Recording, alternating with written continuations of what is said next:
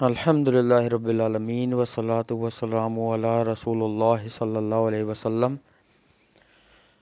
رب اشرح لی صدری ویسر لی امری واحلل عقدۃ من لسانی یفقہوا قولی۔ سبحانک لا علم لنا الا ما علمتنا انک انت العلیم الحکیم۔ رب زدنا علما۔ ان الخیر الحدیث کتاب اللہ وخیر الہدی ہدی محمد صلی اللہ علیہ وسلم۔ اچھا، سورہ طٰہٰ جو ہم نے آخری کلاس میں پڑھا تھا اس کی ایک سمری بتا دیتا ہوں کہ کس طریقے سے سامری جادوگر نے بچھڑا بنایا۔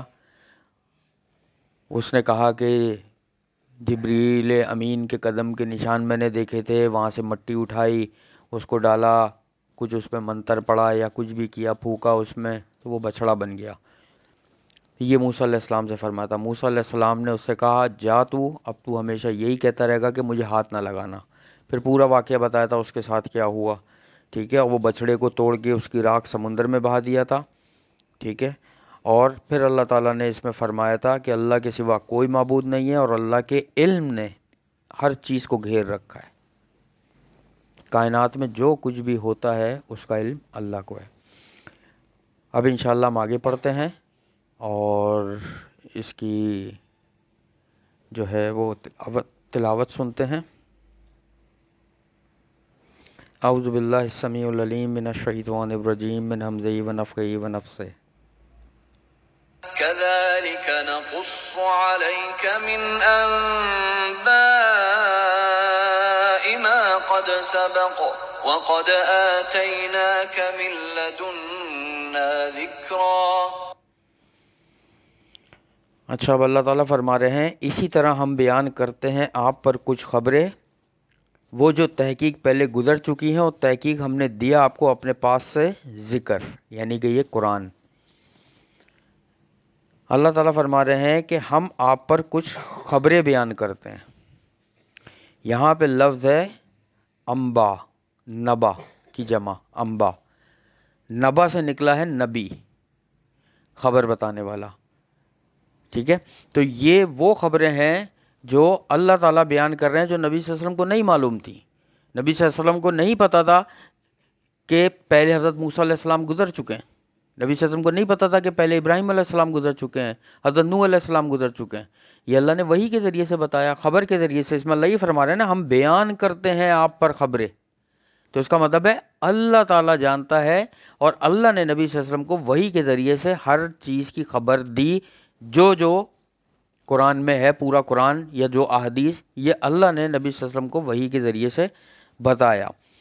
اور پھر اللہ فرما رہے ہیں وہ جو تحقیق پہلے گزر چکی ہیں، یعنی پہلے جو امتیں گزر چکی ہیں وہ کیسے ہلاک ہوئیں، ان کے نبیوں نے کیا کیا، کیسے کیسے محنت کری، کیا کیا ان کے سامنے مشکلات پریشانیاں آئیں، ان کے ساتھ لوگوں نے کیا کیا، اور پھر ان کے اوپر کیسا عذاب آیا، ان کی قوم کے اوپر، یہ سب پہلے گزر چکا ہے۔ وہ اللہ خبر کے ذریعے سے نبی صلی اللہ علیہ وسلم کو اطلاع دے رہے ہیں، ٹھیک ہے۔ اور تحقیق ہم نے دیا آپ کو اپنے پاس سے یہ ذکر، ٹھیک ہے۔ اس ذکر سے مراد کیا ہے؟ قرآن اور حدیث، کہ اللہ تعالیٰ نے آپ کو یہ ذکر دیے، یعنی قرآن دیا، اور نبی صلی اللہ علیہ وسلم نے کیا فرمایا تھا کہ اسی کے مثل مجھے ایک اور چیز دی گئی ہے، جو حدیث ہے، حکمت ہے، جو اس کا ذکر قرآن میں ہی ہے کہ ہم نے آپ کو کتاب اور حکمت عطا کی۔ تو یہ جو ذکر ہے جس میں کتاب اور حکمت دونوں شامل ہیں، ذکر میں قرآن اور حدیث دونوں شامل ہوتے ہیں، ٹھیک ہے۔ تو یہ اللہ نے عطا کیا، اور یہ پتہ ہے کس آیت کا جواب ہے؟ یاد کرو سورہ طٰہٰ کی پہلی آیت، کہ ہم نے یہ قرآن اس لیے نازل نہیں کیا کہ آپ مشقت میں پڑ جائیں۔ اس آیت میں اس کا جواب دیا گیا ہے کہ یہ تو نصیحت کے لیے نازل کیا گیا ہے۔ یہ نصیحت ہے کہ ہمیں کیسے اپنے آپ کو اس قرآن کے ذریعے سے سیدھی راہ پہ لانا ہے، ہم میں کون کون سے عمل کرنا ہے، کون کون سے عمل سے رکنا ہے، ٹھیک ہے۔ اگلی آیت کی ہم طرف چلتے ہیں۔ من اعرض عنه فانه يحمل يوم القيامة وزرا۔ جس نے اعراض کیا اس سے تو بلا شبہ وہ اٹھائے گا قیامت کے دن ایک بوجھ۔ اعراض کا مطلب ہوتا ہے کہ اس کی بات کو نہیں ماننا یا اعتراض کر دینا یا آبجیکشن کر دینا یا کترا جانا یا منہ موڑ لینا. ٹھیک ہے, سارے معنی لے سکتے ہیں. جس نے منہ موڑ لیا اس سے وہ قیامت والے دن بوجھ اٹھائے گا, اور وہ بوجھ فزیکلی ہوگا, ورچولی نہیں ہوگا. فزیکلی کا مطلب ہے کہ اس کی گردن جھکی ہوئی ہوگی, اس کے کندھوں پہ بوجھ لادا ہوا ہوگا کہ جس سے اس کی کمر ٹوٹ رہی ہوگی اور اتنی شدید گرمی پڑ رہی ہوگی. ابھی پڑھتے ہیں انشاءاللہ اگلی آیتوں میں قیامت کے بارے میں, کہ وہ اپنا بوجھ خود اٹھائے گا جس نے اس قرآن سے اعراض کیا. ہم یہ قرآن پڑھتے ہی اس لیے ہیں کہ ہم اس میں جو آیتیں آ رہی ہیں اس سے نصیحت حاصل کریں. اگر ہم صرف قرآن پڑھتے چلے جائیں اور اس سے اپنے عمل کی اور نصیحت والی چیزیں نہیں لیں تو پھر بتاؤ اس قرآن کا کیا فائدہ انسان کی زندگی میں؟ قرآن ہدایت کے لیے آیا ہے نا. اگر کوئی شخص اس سے ہدایت لیتا ہی نہیں ہے, وہ لینا ہی نہیں چاہتا اس سے ہدایت, تو بتاؤ پھر کیا اس کی زندگی میں کیا وہ ہوگا؟ قرآن کیا تبدیلی لائے گا کہ وہ خود نہیں چاہتا کہ مجھے ہدایت نہیں لینی؟ تو یہ قرآن اس لیے نازل کیا گیا کہ اس سے ہدایت لی جائے, اور اگر وہ نہیں لے گا تو بلا شبہ وہ اٹھائے گا قیامت کے دن ایک بوجھ. وہ کیا بوجھ ہوگا؟ گناہوں کا, نافرمانی کا, جو بہت برا بوجھ ہوگا, اور وہ لے کے اس کو جائے گا جہنم میں. ٹھیک ہے, یہ اللہ تعالیٰ نے بتا دیا کہ بوجھ اٹھانا پڑے گا. اگلی آیت کی طرف ہم چلتے ہیں. خالدین فیہ وساء لهم یوم القیامت حملا. وہ ہمیشہ رہیں گے اس میں, اور برا ہوگا وہ ان کے لیے قیامت کے دن بوجھ اٹھانا. پھر وہ اس جہنم میں جس میں داخل کیے جائیں گے اس میں ہمیشہ رہیں گے, اور پھر وہاں وہ سوچیں گے کہ یار کتنا برا ہے یہ بوجھ اٹھانا. تو اس سے بہتر ہے ابھی زندگی ہے, انسان ایسے کام کرے کہ بوجھ نہ اٹھانا پڑے, قرآن کی بات مان لے, نبی صلی اللہ علیہ وسلم کی حدیث پہ عمل کرے, ان کی سنت کے مطابق عمل کرے, کہ ان لوگوں میں شامل نہ ہو کہ جو قیامت والے دن بوجھ اٹھائیں گے. صاف نصیحت ہے یہ, اور یہ سب کے لیے نصیحت. ایک ایک کر کے اس دنیا سے بندہ جا رہا ہے اوپر. وہ سوچے ہر بندہ بیٹھ کر, ضروری نہیں ہے کہ کوئی یہ سوچے میں تو ابھی 30 سال عمر ہے, 25 سال عمر ہے, 35 سال عمر ہے, 20 سال بعد مرنا ہے, 30 سال بعد مرنا بھی بہت ٹائم ہے. بھائی کچھ نہیں پتا کس کا. ہر بندہ یہ سوچے ہر وقت کہ رات میں ایک روٹین بناؤ بیٹا. رات میں سونے سے پہلے یہ سوچو کہ صبح اگر آنکھ نہیں کھلی تو پیچھے کیا چھوڑا ہے. جب یہ فکر ہوگی نا تو رات میں آدمی کو آئے گا خوف. وہ سوچے گا, سب سے پہلے وہ یہ سوچے گا مجھے صبح اٹھ کے کون سی ایسی چیز کرنی ہے کہ میری آنکھ اگر بند ہو جائے تو میرے لیے وہ صدقہ جاریہ ہو. یہ اپنی روٹین بنائے آدمی کہ وہ پورے دن کے اعمال جو اس نے کیے ہیں وہ سوچے کہ اس نے کیا کیا ہے, کیا اچھا کیا ہے, کیا برا کیا, اور اگلے دن اس کو کیا کرنا ہے. اور ان میں کتنے عمل ایسے ہیں جو صدقہ جاریہ والے ہیں, بے حساب عمل ہیں. جن میں سے ایک بہترین یہ ہے کہ دین سیکھنا اور سکھانا, کہ وہ اپنے پیچھے کیا دین چھوڑ کر جا رہا ہو, کس کس کو سکھا رہا ہے. وہ یہ سوچنا چاہیے. کتنے ایسے لوگ ہیں کہ جو کل نماز شروع کرنا چاہتے تھے اب وہ دنیا میں نہیں رہے. کتنے ایسے لوگ ہیں جو کل سے چاہتے تھے کہ کل سے ہم قرآن پڑھیں گے, وہ دنیا میں نہیں رہے, ان کی زبانیں بند ہو گئیں. کتنے ایسے لوگ ہیں چاہتے تھے کل سے ہم مسجد جائیں گے, وہ دنیا میں نہیں رہے. کتنے ایسے لوگ ہیں جو یہ چاہتے تھے کل سے ہم ماں باپ کی فرما برداری کریں گے, نہ وہ رہے نہ ان کے ماں باپ دنیا میں رہے, نہ وہ کل آئی, کل کبھی نہیں آتی. جو کچھ بھی ہے وہ آج ہے اور ابھی ہے. کل سے بہتر آج, اور آج سے بہتر ابھی, کہ فوراً شروع کرنا چاہیے, سوچنا چاہیے, پلاننگ کرنی چاہیے. فیوچر پلاننگ میں تو ہم کتنا کتنا سالوں تک کھپا دیتے ہیں, اور ہم دین کے معاملے میں پلاننگ ہی نہیں کرتے کوئی, کہ ہم کیا اسٹیج پہ عمل کریں, کہ ہم 1 مہینے بعد یہاں کھڑے ہوں, 2 مہینے بعد یہاں کھڑے ہوں, 6 مہینے بعد یہاں ہوں. ہمارے ٹارگٹ ہی نہیں ہے دین کے. ہمارے ٹارگٹ سارے دنیاوی لائف کے ہیں. ہمارے بچے یہ کر جائیں, ہمارا یہ بزنس ہو, ہم 5 سال بعد یہ ہوں گے, 10 سال بعد ہمارا پروگرام ہے, یہاں گھر لیں گے, یہ گاڑی لیں گے, یہ ماڈل لیں گے. اس میں بتاؤ پورا دین کہاں ہے اور موت کہاں ہے؟ ایک ایسی حقیقت ہے موت کہ انسان اس کو اپنی فیوچر پلاننگ میں شامل نہیں کرتا, جبکہ کرنا چاہیے, کیونکہ وہ 100% شیورٹی ہے. اگر موت کی پروبیبلٹی نکالو گی تو 100% آئے گی, اور اس پلاننگ کی پروبیبلٹی جو ہے وہ 1% بھی آ سکتی ہے، 2% بھی آ سکتی ہے، لیکن جس کی 100% پروبیبلٹی ہے وہ انسان اپنی زندگی میں موت کو شامل نہیں کر رہا ہے، اور جس کی پروبیبلٹی مائنس میں بھی جا سکتی ہے اس کے لیے فیوچر پلاننگ کر رہا ہوتا ہے۔ سوچو ہم کہاں کھڑے ہوئے ہیں۔ يوم ينفخ في الصور ونحشر المجرمين يومئذ زرقا، یعنی جس دن پھونک ماری جائے گی سور میں اور ہم اکٹھا کریں گے مجرموں کو اس دن، اس حال میں کہ وہ نیلی آنکھوں والے ہوں گے۔ یعنی جس دن پھونک ماری جائے گی سور میں، یہ سور جو ہے نا ترمذی اور مسند احمد کی حدیث ہے کہ اسرافیل علیہ السلام جو ہے ان کے منہ میں سور بھرا ہوا ہے، اور انہوں نے اپنا منہ کرن سے لگایا ہوا ہے۔ کرن وہ ہے کہ پہلے زمانے میں استعمال کیا جاتا تھا، باجے کی طرح ہوتا تھا، ٹھیک ہے، اس میں پھونک ماری جاتی تھی تو آواز آتی تھی، اس سے لگایا ہوا ہے منہ، اور وہ صرف اللہ کے اشارے کے انتظار میں ہے کہ اللہ اشارہ کرے، ان سے حکم دے ان کو، اور وہ سور پھونک دیں۔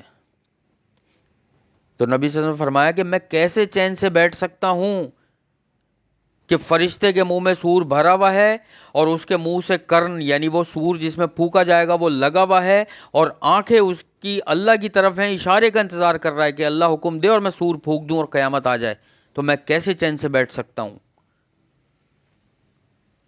کتنا خطرناک معاملہ ہے یہ سور پھونکنے والا۔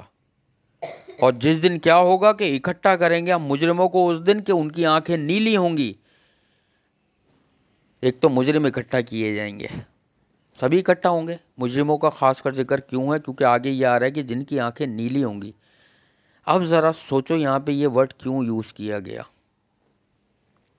بہت سی تفسیروں میں نیلی پیلی کا بھی آیا ہے، ٹھیک ہے، نیلی کا مطلب کہ ہوتا کیا ہے، کبھی ایسا ہوا ہے، کبھی دیکھا ہو تم نے کسی بچے کی انگلی یا کوئی انگوٹھا کوئی دروازے میں آ گیا ہو، پتھر لگ گیا ہو، کیا فوراً نیل پڑ جاتا ہے؟ یا لیڈیز جو کچن میں کام کرتی ہیں، کوئی چمچ چھری یا کانٹا کوئی ایسی چیز گر جائے، پلیٹ ہاتھ پہ لگ جائے، تھوڑی دیر میں نیل پڑ جاتا ہے، کتنی شدید تکلیف ہوتی ہے۔ تو وہ اتنے خوف میں اب نیلے ہو جائیں گے، وہ اندر سے اتنا ان کے اندر خوف ہوگا کہ ان کے جسم نیلے پڑ جائیں گے۔ اس حال میں وہ مجرم بن کے اللہ کے سامنے حاضر ہوں گے، اور یہ مذاق بات نہیں ہے سور کا پھونکا جانا۔ قیامت کی ہولناکیوں کے بارے میں آتا ہے، قرآن میں پڑھو سورہ مزمل میں، وَيَجْعَلُ الْوِلْدَانَ شِيبًا، یہ آیت ہے سورہ مزمل میں کہ جس دن بچہ بھی بوڑھا ہو جائے گا۔ اس آیت پہ غور کرو، یہ آیت ایسی ہے کہ اس کو کبھی سکون سے سوچنا رات میں کہ اللہ نے مثالیں کیوں بیان کی ہیں۔ بچہ بوڑھا ہو جائے گا، کیا مطلب ہے اس کا پتہ ہے؟ اس کا مطلب میں تمہیں ابھی سمجھاتا ہوں۔ ایک میں اس شخص کا نام نہیں لوں گا کیونکہ میں کسی سیاسی یا پولیٹکس کی طرف نہیں آنا چاہ رہا، ایک مثال دینا چاہ رہا ہوں میں۔ ایک ایسا بہادر شخص گزرا ہے پاکستانی تاریخ میں، دینی نہیں کہہ رہا ہوں میں، بہادر کہہ رہا ہوں، بہادر، بولڈ، بریو، کہ وہ کافروں کے سامنے کھڑا ہو جاتا تھا ڈٹ کے۔ امریکہ سے اگر معاملات ختم کرنے نا، وہ کہتا تھا جاؤ کچھ بھی کر لو، یہ مجھے ایگریمنٹ سائن نہیں کرنا۔ ایسا وہ نڈر بریو ایک گزرا ہے لیڈر، ٹھیک ہے۔ میں ابھی کچھ اور بتانا چاہ رہا ہوں، یہ مثال سمجھانے کے لیے ذکر کر رہا ہوں۔ وہ اس کو جب پھانسی کی سزا ہوئی نا، جیل میں بند کر دیا تھا اس کو، پھر اس کو پھانسی کی سزا سنا دی تھی۔ جس دن پھانسی ہونا تھی نا اس کو، اس سے ایک دن پہلے اس کے پاس رات میں کچھ لوگ گئے اور اس سے معاملات طے کیے کہ یہ باتیں جو ہے نا آ کر کہہ دو، بیان دے دو تو تمہاری ہم پھانسی رکوا دیں گے۔ اس نے کہا نہیں، جو میں نے بول دیا ختم، پھانسی چڑھا دو مجھے، میں اپنی بات سے منہ نہیں کروں گا۔ اگلے دن جب اس کو پھانسی کے تختے پر لے جانے کے لیے لینے آئے نا لوگ، تو اس کو کندھے پہ اٹھا کے لے کے گئے تھے، اس کی ٹانگیں بیکار ہو چکی تھی خوف سے موت کے۔ یہ ہوتا ہے موت کا خوف، کہ انسان کے جسم کے اعضاء کام کرنے چھوڑ دیتے ہیں۔ میں ایک ایسے وزٹ پر گیا تھا، وہاں پہ ہیوی ڈیوٹی جنریٹر چل رہے تھے کہ وہاں اندر جانے کے لیے آپ کو ہیڈ فون لگانا پڑتا ہے تاکہ آپ کے کان ڈیمیج نہ ہو. میں ابھی سور کی بات چل رہی ہے نا ساری وہ، اور یہ جو بات آ رہی ہے ساری کہ کان ڈیمیج نہ ہو، اتنا شور ہوتا ہے وہاں پہ مشینری کا، اور وہ اتنے ہیوی ڈیوٹی جنریٹ ہوتے ہیں، کئی کئی منزلہ ہوتے ہیں، 2 2 3 3 منزلوں کے برابر ہوتے ہیں. اس کا میں نے وہ کان پہ نہیں لگایا تھا کیونکہ میں سننا چاہتا تھا شور کہ کتنا ہوتا ہے شور آخر مشین کا. تو میں اس جنریٹر کے برابر میں کھڑا ہوا تھا اور میرا دل ایسا لگ رہا تھا باہر آ رہا ہے، خوف آ رہا تھا مجھے بہت. یہ تو میں تھا، مجھے پتا تھا، میرا دماغ مجھے یہ کہہ رہا تھا کہ یہ جو نقصان نہیں پہنچائے گا، یہ مارے گا نہیں، یہ پکڑے گا نہیں. اب اور اگلی سٹیج پر آ جاؤ. اگر اسی جنریٹر کے برابر میں 6 مہینے کے بچے کو میں لے جا کے اگر بٹھا دوں یا کھڑا کر دوں یا گود میں لے کے اس کو کھڑا ہو جاؤں، اس کا کیا حال ہوگا؟ وہ چیخے مار مار کے روئے گا. چیخوں کی آواز تو کیا ہوگی بچے کی اس جنریٹر کے آگے؟ تھوڑی دیر میں وہ نیلا پڑنا شروع ہو جائے گا بچہ، حالانکہ بچے کو نہیں پتا کہ یہ ہو کیا رہا ہے، صرف اس کو آواز آ رہی ہے. اور تھوڑی دیر میں، گھنٹے 2 گھنٹے میں اس کے بال سفید ہو جائیں گے بچے کے، بوڑھا ہو جائے گا اس خوف سے کہ یہ آواز ہے کیا. اور قیامت اس سے بھی زیادہ خطرناک ہے. وَجْعَلُ الْوِلْدَانَ شِيبًا، سورہ مزمل میں، کہ بچہ بوڑھا ہو جائے گا. اور قیامت پتہ ہے کیسے آئے گی؟ کئی حدیثوں میں آتا ہے کہ لوگ کپڑے کا سودا کر رہے ہوں گے، وہ تھان کا سودا کر رہے ہوں گے، سودا ہو بھی نہیں پائے گا، تھان وہ کھول کے دکھا رہا ہوگا اور قیامت آ جائے گی. اور جب قیامت آئے گی تو مائیں اپنے بچوں کو گود سے پھینک دیں گی کہ آج وہ چیز آ گئی ہے جس کا وعدہ کیا گیا تھا. اپنے گودوں سے دودھ پیتے بچوں کو پھینک دیں گی، حمل گر جائیں گے. لوگ جانوروں کو چھوڑ دیں گے، اپنے قیمتی جانوروں کو. اس دن کوئی وہ نہیں ہوگا، کوئی کسی کو نہیں پہچانے گا، اتنا خوف ہوگا. یہ مذاق بات ہے سور کا پھونکا جانا. اور یہی خوف کیا کرے گا؟ آدمی کو نیلا کر دے گا، ان کی آنکھوں میں بھی نیلا رنگ چڑھ جائے گا. ٹھیک ہے، آگے چلتے ہیں انشاءاللہ ہم. يتخافتون بينهم إن لبثتم إلا عشرا، وہ چپ کے کہتے ہوں گے آپس میں کہ نہیں تم دنیا میں ٹھہرے مگر صرف 10 دن. قیامت والے دن جب لوگ اٹھیں گے نا، دوسرا سور پھونکا جائے گا. لوگ، اس میں دوسرے سور کا ذکر اب آیا ہے کہ جب اٹھائے جائیں گے لوگ تو وہ آپس میں ایک دوسرے سے چپ کے سے پوچھ رہے ہوں گے کہ کتنے دن دنیا میں رہے ہم؟ تو وہ کہیں گے 10 دن. ٹھیک ہے، 10 دن رہے ہم. میں اس سے آگے نہیں بتا رہا ہوں کیونکہ اگلی آیتوں میں آنے والا ہے انشاءاللہ وہ، کہ 10 دن رہے. یہ چپ کے کہہ رہے ہوں گے. اور جو وہ، اب میری بات کو سننا جو میں کہنا چاہ رہا ہوں، جو وہ قیامت والے دن کہیں گے اللہ تعالیٰ نے ہمیں پہلے ہی بتا دیا ہے قرآن میں. جو ہونے والا ہے قیامت والے دن اللہ نے اس قرآن میں بتا دیا ہمیں. وہاں سے اللہ تعالیٰ نے وہ الفاظ اٹھائے اور قرآن میں ہمیں دے دیے کہ دیکھو وہاں پر وہ لوگ یہ کہہ رہے ہوں گے. اس کا مطلب ہے 100% ایسا ہونا ہے کہ لوگ وہاں جب اٹھائے جائیں گے تو وہ کہیں گے ہم دنیا میں کتنے رہے، آپس میں ایک دوسرے سے سرگوشی کر رہے ہوں گے. اس میں سے کچھ لوگ کہہ رہے ہوں گے کہ ہم شاید 10 دن رہے. آگے چلتے ہیں ہم. نحن أعلم بما يقولون إذ يقول أمثلهم طريقة إن لبثتم إلا يوما،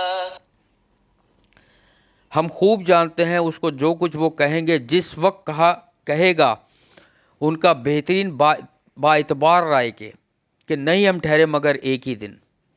اللہ تعالیٰ فرما رہے ہیں ہم خوب جانتے ہیں. وہ جو بندہ بھی جو چیز بولے گا وہ اللہ تعالیٰ کہہ رہے ہیں ہم خوب جانتے ہیں ہر ایک کو. اور ان میں جو سب سے با اعتبار رائے کے بہترین ہوگا، یعنی اللہ تعالیٰ نے اعمال کے حساب سے نہیں کہا، جس کی رائے بہترین تصور کی جائے گی تو وہ کہے گا کہ ہم اس دنیا میں ٹھہرے ہیں مگر شاید ایک ہی دن ٹھہرے. یہ پوری دنیا کی زندگی جو انسان 60 70 80 90 100 سال گزارتا ہے، ان کو وہاں پہ لگے گا کہ شاید ایک دن، اور بلکہ آتا ہے ایک دن سے بھی کچھ کم، شاید ایک شام، شاید ایک دوپہر کہ ہم دنیا میں رہے، شاید ایک گھڑی کہ اتنی دنیا میں رہے. تو جہاں ایک گھڑی یا ایک دن کا کچھ حصہ اگر دنیا میں رہے تو اس کے بارے میں اتنا فکر، اتنی فیوچر پلاننگ کرنے کی کیا ضرورت ہے؟ مکان قسطوں پہ لے لو، 20 سال کی قسطیں. پتہ ہے کوئی آدمی رہے گا پیچھے کیا چھوڑ کر جا رہا ہے وہ؟ کہ وہ قسطیں بھرتا رہے گا سود کے ساتھ اپنی. گاڑی قسطوں پہ لے لو 5 سال 10 سال کے لیے، کیا آدمی پیچھے چھوڑ کر جا رہا ہے؟ یہ سوچے کہ اپنی اولاد کو کیا دے کر جا رہا ہے وہ. اللہ تعالیٰ فرماتے ہیں قرآن میں کہ اے ایمان والو، کہیں تمہارا مال اور تمہاری اولاد تمہیں اللہ کے ذکر سے غافل نہ کر دے، اور اگر ایسا ہوا تو یقیناً تم لوگ خسارہ اٹھانے والوں میں سے ہو جاؤ گے. تو کیا ہے پلاننگ؟ کہ ساری یہی پلاننگ ہے،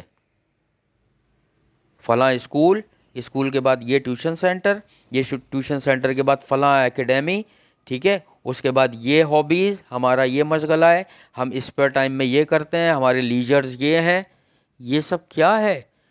آپ نے پورے اپنے دن کے روٹین میں نماز، قرآن، ذکر و اذکار اور نوافل اور اللہ تعالیٰ کا شکر، حمد و ثنا، کسی چیز کا کوئی ٹائم ہی نہیں ہے. نبی صلی اللہ علیہ وسلم پہ درود و سلام، کسی چیز کا کوئی ٹائم نہیں نکالا. یہ ہے آپ کی فیوچر پلاننگ. اسلام منع نہیں کرتا ہے کہ کماؤ نہیں، منع نہیں کرتا ہے کہ بزنس نہیں کرو، منع نہیں کرتا ہے کہ نوکری نہیں کرو، لیکن کیا کرو کہ آپ نوکری، بزنس، جو بھی کام کر رہے ہو اس کے ساتھ پوری شریعت دین اسلام لے کر چلو.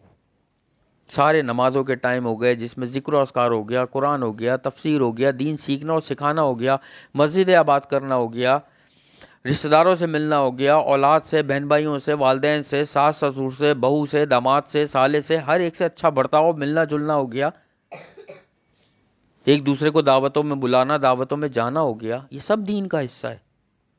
یہ سب کام کرنا ہے. یہ نہیں ہے کہ پیسہ کماتے رہو کماتے رہو کماتے رہو، کہ صبح سے رات تک آدمی مشین بنا ہوا ہے اور رات میں آ کے سو رہا ہے، صبح اٹھ رہا ہے، پھر آفس یا کاروبار کے لیے جا رہا ہے، پھر رات میں آ کے سو رہا ہے. بس یہی روٹین ہے جو کہ بالکل غلط ہے. اپنی شریعت دین اسلام ساتھ لے کر چلو تو بہترین زندگی ہے. یہ ہر چیز میں آپ کو، ہر موقع، قدم قدم پہ آپ کو جو ہے وہ دین اسلام سے رہنمائی ملے گی، اپنے کاروبار میں، نوکریوں میں. بات یہ ہے چلنے کی.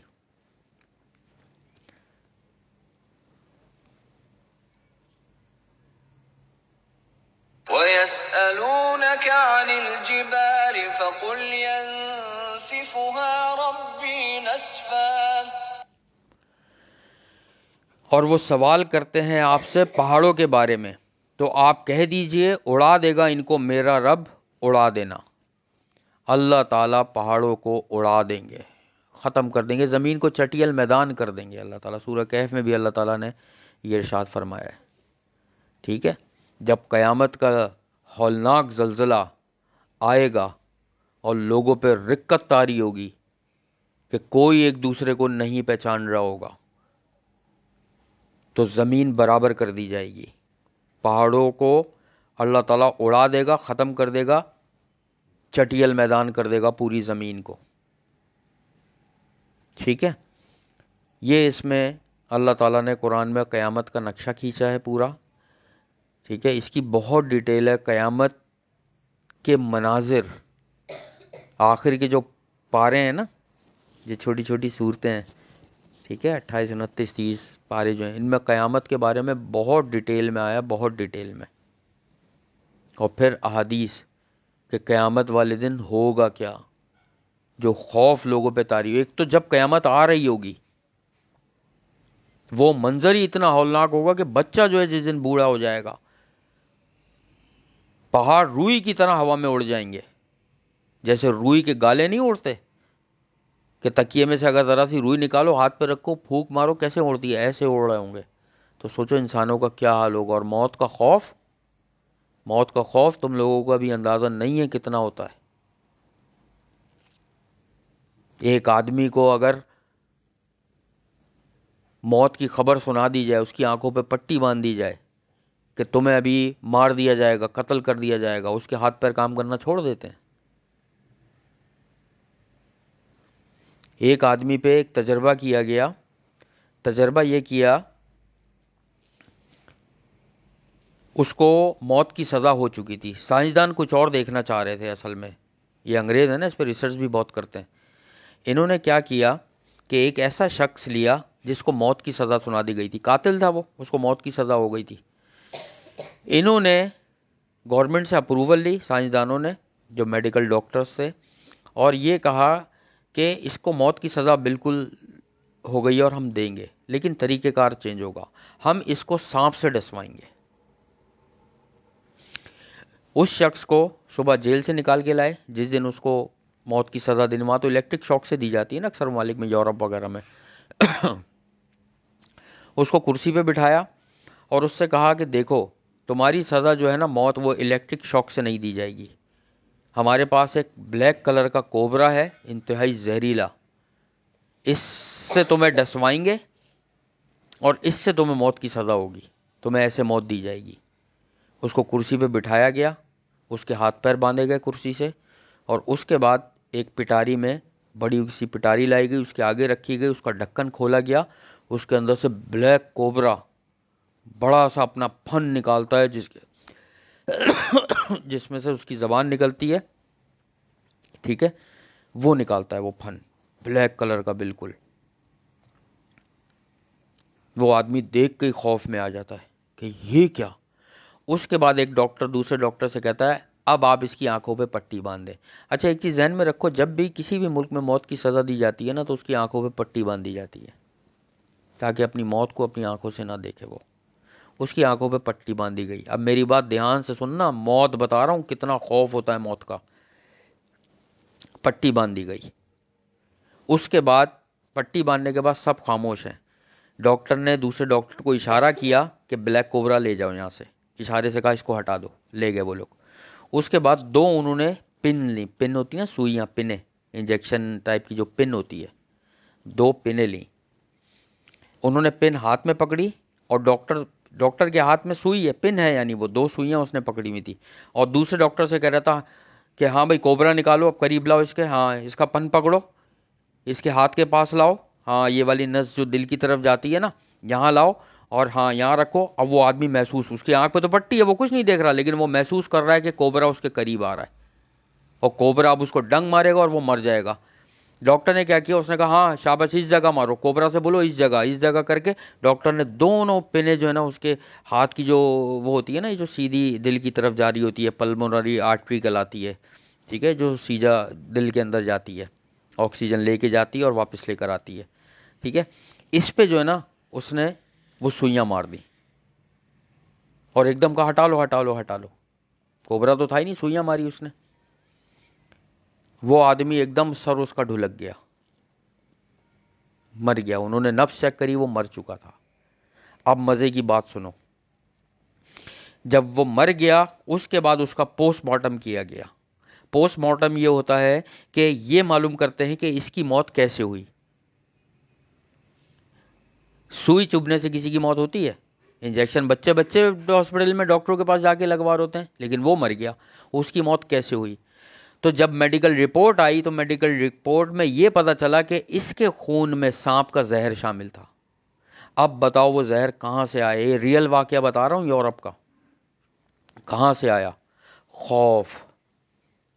اس کے دماغ میں اتنا سانپ کا خوف آیا کہ اس کے اندر جو کیمیکل جنریٹ ہوئے اس سے وہ ہلاک ہو گیا، اور وہ کیمیکل وہ تھے جو کوبرا کے اندر پائے جاتے ہیں۔ انہوں نے پھر اس کا بھی ٹیسٹ کیا، وہ جو کوبرا کے اندر جراثیم تھے اس کے زہر میں تھے، وہ اس کے اندر پائے گئے۔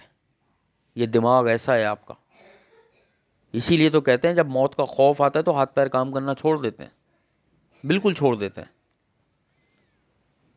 اس خوف کے آنے سے پہلے پہلے اللہ فرما رہے ہیں کہ ایسے کام کر لو کہ قیامت والے دن بوجھ نہ اٹھانا پڑے،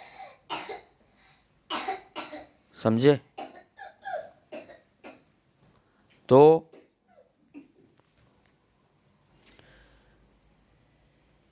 آج کا ہمارا جو تھا، یہ آگے بھی چلے گا ہمارا انشاءاللہ قیامت کا جو ہے بیان اس سلسلے میں۔ اللہ سے دعا ہے کہ اللہ تعالیٰ ہمیں ان لوگوں میں شامل نہ کرے جن کے اوپر بوجھ ہوگا، اور سلف صالحین، اور اللہ تعالیٰ ہمارے حساب نیک لوگوں میں فرمائے۔ یا حیو یا قیوم برحمتک استغیث اللہم صلی علی محمد وعلی آل محمد۔ یا اللہ جو کچھ بھی ہم نے تیرے کلام سے پڑھا ہے، یا اللہ ہمیں اس سے بہترین نصیحت اور ہمارے عمل کے لیے جو بہترین باتیں ہیں ہمیں وہ کرنے کی توفیق اور ہدایت عطا فرما دے میرے اللہ۔ اے میرے اللہ تو ہمیں اپنے شکر گزار اور عبادت گزار بندوں میں شامل فرما دے۔ اے میرے اللہ تو ہمیں قرآن پاک کے مطابق اپنی زندگیوں کو بنانے اور سنوارنے کی توفیق عطا فرما دے۔ اے اللہ تو ہمارے گھروں میں، ہمارے رزق میں، ہمارے عمل میں، ہماری صحت میں، ہماری نوکری اور کاروباروں میں بے حساب برکتیں عطا فرما دیجیے۔ اے میرے اللہ تو ہمارے تمام صغیرہ کبیرہ گناہوں کو معاف فرما دیجیے۔ ہمارے والدین، بہن بھائی، رشتہ دار، پڑوسیوں سب کے گناہوں کو بخش دے اور سب کو بہترین ہدایت اور صحت عطا فرما دے میرے اللہ۔ اے اللہ جتنے بھی مسلمان یہ ہم سب قرآن پڑھ رہے ہیں، سیکھ رہے ہیں، سمجھ رہے ہیں، سن رہے ہیں، ان میں جو بھی بیمار ہیں ان کو بہترین صحت کاملہ عاجلہ عطا فرما دیجیے۔ ہم سب کو بہترین ہدایت عطا فرما دیجیے اللہ۔ ہم سب کی تمام مشکلات، پریشانیوں اور بیماریوں، تکلیفوں اور ازمائشوں کو دور فرما دے اللہ۔ جن جن کے والدین دنیا سے جا چکے ہیں ان کے والدین کے گناہوں کو بخش دے اور ان کے درجات کو بلند فرما دے۔ جن کے والدین زندہ ہیں ان کی اولادوں کو اپنے والدین کا فرما بردار بنا دے اور ان کے والدین کو ان سے راضی فرما دے میرے اللہ۔ اے میرے اللہ جس طرح تو نے دنیا میں ہم سب کو اس قرآن پاک کے لیے جمع فرمایا ہے، قیامت والے دن اور جنت الفردوس میں بھی ہم سب کو اسی طریقے سے جمع فرما دیجیے گا۔ آخرت میں ہمارا حساب کتاب انبیاء، شہداء، صدیقین اور سلف صالحین کے ساتھ فرما دیجیے گا۔ ہمیں نبی صلی اللہ علیہ وسلم کا ساتھ، ان کی شفاعت اور ان کے ہاتھوں سے آب کوثر نصیب فرما دیجیے گا۔ ہم سب کو ان 70,000 لوگوں میں شامل فرما دیجیے گا جو بغیر حساب کتاب کے تیری رحمت سے جنت الفردوس میں جائیں گے۔ اللہم انا نسألوک الہدی والتقی والعفاف والغنی، اللہم اکفنی بحلالک عن حرامک واغننی بفضلک عمن سواک، رب ارحمہما کما ربیانی صغیرا، رب انی لما انزلت الی من خیر فقیر، اللہم انی اعوذ بک من علم لا ینفع ومن قلب لا یخشع ومن نفس لا تشبع ومن دعوت لا یستجاب لها، رب اغفر وارحم وانت خیر الراحمین، ربنا تقبل منا انك انت السميع العليم وتب علينا انك انت التواب الرحيم، اللهم انا نسألوك الجنة الفردوس وقنا عذاب النار، اللهم انا نسألوك الجنة الفردوس وقنا عذاب النار، اللهم انا نسألوك الجنة الفردوس وقنا عذاب النار۔ سبحان اللہ عما یصفون وسلام علی المرسلین والحمد للہ رب العالمین، آمین ثم آمین، اللہم آمین۔ سبحانک اللہم و بحمدک نشہد ان لا الہ الا انت نستغفرک و نتوب الیک۔ السلام علیکم ورحمۃ اللہ وبرکاتہ۔